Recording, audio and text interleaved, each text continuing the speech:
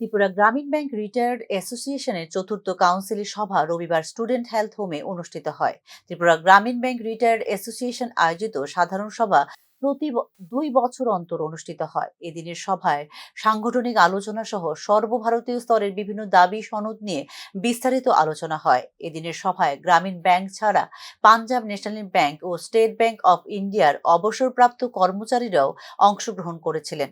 এছাড়াও অ্যাসোসিয়েশনের নতুন কমিটি গঠন করা সহ আগামী দিনে তাদের দাবিগুলো সম্পর্কে সাধারণ সদস্যদের ওয়াকিবহাল করার উদ্দেশ্যে এই সভা অনুষ্ঠিত হয় বলে ত্রিপুরা গ্রামীণ ব্যাংক রিটায়ার্ড অ্যাসোসিয়েশনের পক্ষ থেকে জানানো হয়।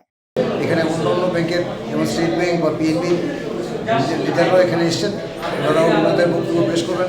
আমরা এই বার্তাটাই দিতে চাই যে আমাদের সাধারণ মেম্বাররা যাতে এখান থেকে সমস্ত কিছু আমাদের আগামী দিনের দাবি দেওয়াগুলো কী পর্যায়ে আছে, গভর্নমেন্ট অফ ইন্ডিয়া আমাদের কাছে কতটা এখন নমনীয়, সুপ্রিম কোর্টে কিছু কেস আছে, সেই কেসগুলি কী স্ট্যাটাস, এগুলি আমাদের সমস্ত আলোচনার মাধ্যমে আজকে আমাদের কনফারেন্সের সমাপ্তি হবে এবং নতুন কমিটি আগামী 2 বছরের জন্য আবার গঠন করা হবে।